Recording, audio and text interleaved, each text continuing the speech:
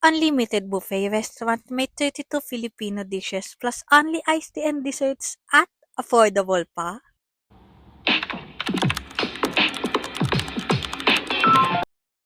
Tara at kumain tayo dito sa Iva's Restaurant located in 528 NS Amaranta Senior, Barangay St. Peter, Quezon City. Pagpasok mo pa lang, feel at home ka na talaga sa vibe ng place. Air-conditioned din kaya mas lalong mapapasarap ang kain mo. Mayroon pala sila ditong fried rice and plain rice.